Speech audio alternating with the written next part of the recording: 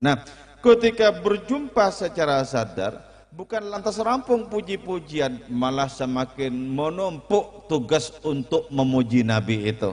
Kenapa?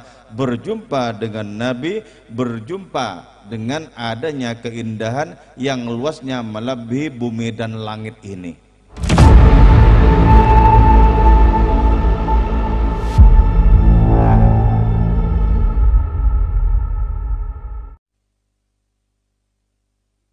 Assalamualaikum warahmatullahi wabarakatuh. Bismillahirrahmanirrahim. Hamdan wa thana'an laka ya Allah, salatan wa salaman laka ya Habiballah wa ala alika wa ashabika ya khair khalqillah, amma ba'du. Kawan-kawan semua pengunjung kafe main-main, juga kawan-kawan yang mengikuti acara kajian kitab Burdah ini lewat live streaming akun Facebook saya, rahmatullah-alaikum ajmain. Alhamdulillahirabbil alamin, kita bersua kembali setelah beberapa lama kita libur mengadakan kajian kitab Burdah di kafe ini. Alhamdulillah pada malam hari ini kita bisa mulai kembali, semoga dengan adanya semangat yang baru, dengan adanya pikiran yang baru, dengan adanya kejernihan yang baru, kita tetap akan berbicara, membincang, menyelami kehebatan tauladan kita, panutan kita, Kanjeng Rasul Muhammad Sallallahu alaihi wasallam. Ini memerlukan adanya kejernihan di dalam pemahaman kita, juga di dalam hati kita. Seberapa kita mendapatkan adanya hikmah, adanya kenikmatan rohani, itu juga bergantung kepada kesungguhan dan ketulusan kita di dalam memahami, di dalam menjelajahi adanya keindahan dan keagungan dimensi-dimensi hidup Kanjeng Rasul Muhammad Sallallahu alaihi wasallam. Pada malam hari ini kita akan membahas tentang betapa terpujinya Kanjeng Nabi. Sebuah bait dalam kitab Burdah menyatakan, fama tatawalu amalul madihi ila ma fihi min karamil akhlaqi wasyami. Betapa sangat panjang pengharapan seseorang yang demen kepada Kanjeng Nabi untuk senantiasa memuji keindahan akhlak beliau. Jadi di hadapan orang yang rohaninya jernih, Kanjeng Nabi itu adalah kenikmatan yang sangat pantas untuk senantiasa dikonsumsi. Ini yang disebut sebagai konsumsi rohani. Sehingga orang yang penglihatannya tajam itu ingin senantiasa tak henti-henti untuk menyampaikan adanya puja-puji terhadap kemilau, terhadap keindahan akhlak beliau itu. Nah, akan tetapi di dalam hal ini ya, Kanjeng Nabi itu terpuji, itu pertama ya, itu memang beliau itu memang sangat pantas untuk dipuji. Jadi dari keluhuran, dari keindahan perilaku beliau, beliau itu memang sangat pantas untuk dipuji. Tidak saja oleh para pengikutnya, tapi juga oleh orang-orang yang menentang beliau. Memang patut dipuji ya. Jadi kalau di dunia ini ada banyak sekali pemandangan, ada banyak sekali view yang sangat mengagumkan, itu sama sekali tidak ada apa-apanya, tidak bisa dibandingkan dengan keindahan Sang Rasul. Sama sekali tidak bisa dibandingkan. Jadi beliau itu memang dicetak oleh Allah Ta'ala seolah-olah sesuai persis dengan apa yang diinginkan oleh beliau.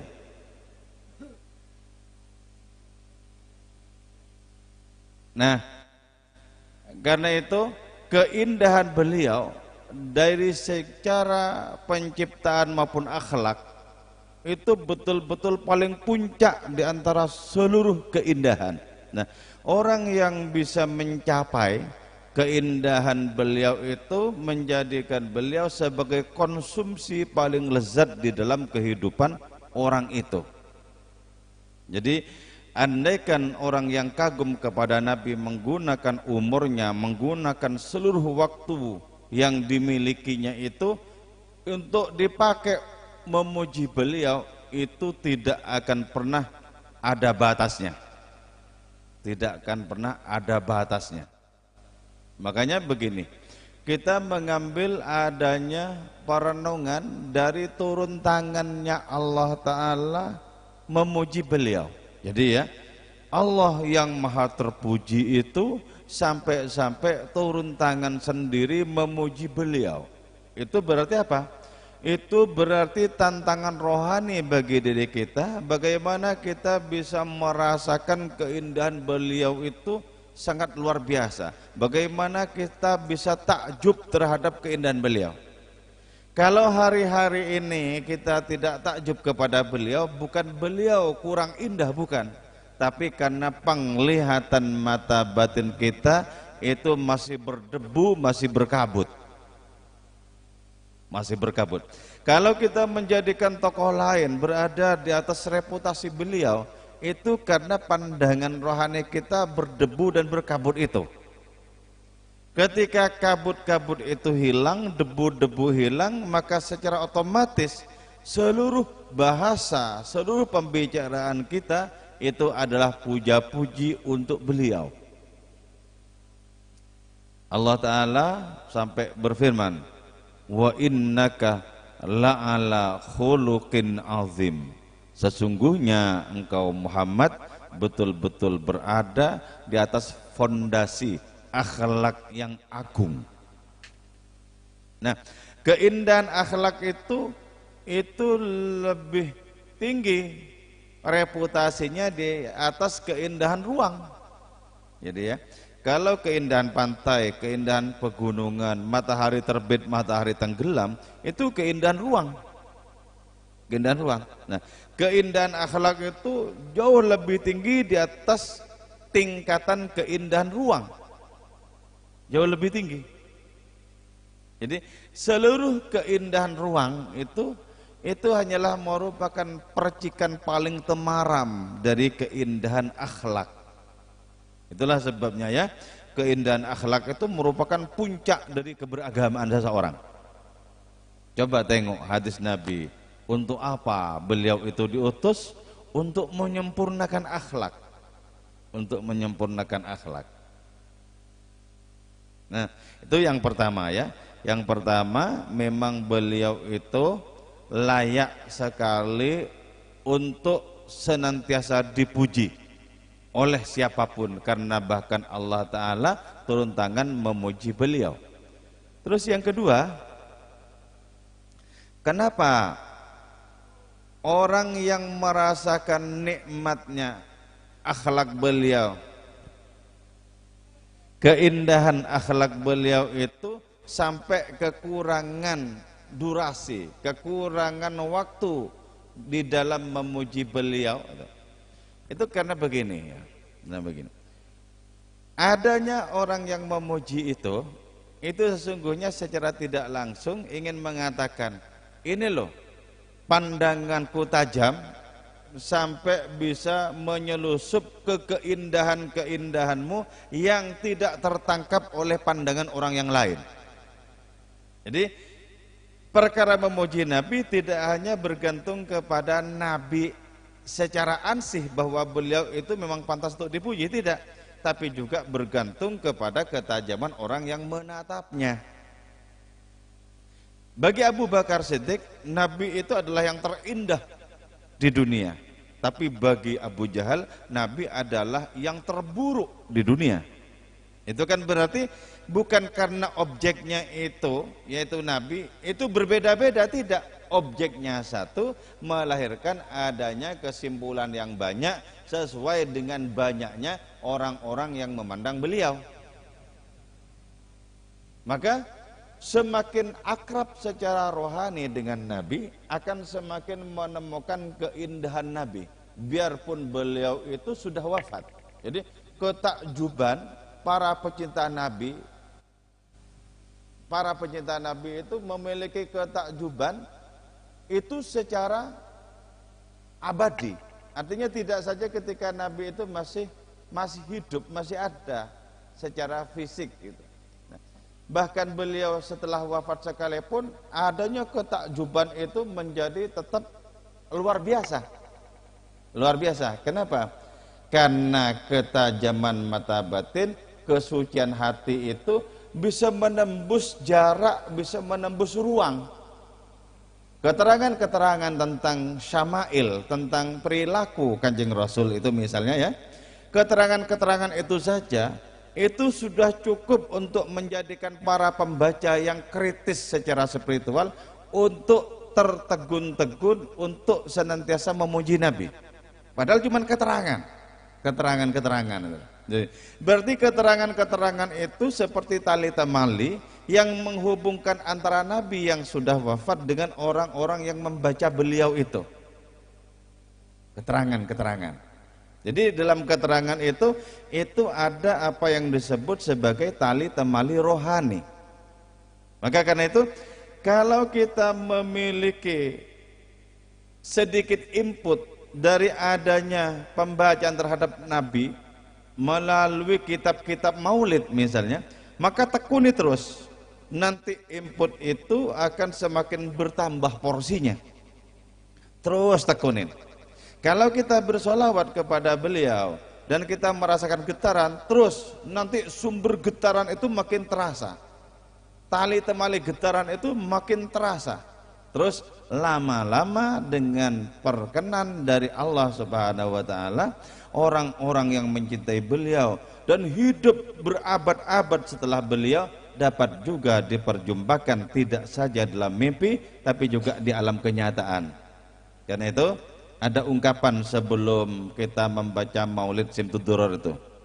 Wa ya man yakhutubu wisalahu yaqdhatan wa manama sallu alaihi wa sallimu taslima. Allahumma salli wa sallim wa barik alaihi. Wahai orang-orang yang ingin berjumpa dengan Kanjeng Nabi, baik dalam keadaan jaga maupun di dalam mimpi, perbanyaklah membaca salawat untuk Gusti junjungan. Berarti kalimat ini menyediakan ruang kemungkinan bagi para pecinta Nabi untuk berjumpa dengan beliau secara yaqdhah, secara sadar. Nah, ketika berjumpa secara sadar, bukan lantas rampung puji-pujian, malah semakin menumpuk tugas untuk memuji Nabi itu. Kenapa? Berjumpa dengan Nabi, berjumpa dengan adanya keindahan yang luasnya melebihi bumi dan langit ini. Berjumpa dengan Kanjeng Rasul sama saja dengan berjumpa dengan adanya asal usul keindahan. Berjumpa dengan beliau sama saja berjumpa dengan ma'dinal jud atau tambang dari kemurahan hati. Berjumpa dengan beliau, bersiap-siaplah kita merasa termabuk-mabuk, terhuyung-huyung. Nabi di dalam kitab Tabaqat saya pernah membaca, beliau bersabda, banyak di antara para wali ketemu aku justru menjadi pingsan. Loh, pingsannya itu karena saking kuatnya pukawan Nabi, dan mereka tidak memiliki kesanggupan untuk menampung keindahan sang Nabi itu, tidak punya kesanggupan. Karena itu wujud tidak punya kesanggupan itu adalah kelenger, wujudnya itu pingsan. Nah, berarti apa? Tidak akan pernah rampung kita menjelajahi Nabi sebagai kitab keabadian, sebagai kitab keagungan, tidak akan pernah. Karena itu betul ketika diungkapkan fama tatawalu amalul madihi ila ma fihi min karamil akhlaqi wasyami. Betapa sangat panjang pengharapan seseorang yang tekun memuji Nabi untuk menggunakan umurnya sepanjang mungkin dalam puja-puji terhadap Kanjeng Rasul itu. Jadi pastikan bahwa episode demi episode pencarian kita terhadap keindahan masih belum merampung. Bahkan sampai kapanpun tidak akan pernah rampung. Nah, di dalam hidup ini apa sesungguhnya cita-cita kita? Tadi malam ya, saya terkejut dikabari ada salah seorang teman akrab yang meninggal kemarin sebelum subuh ya.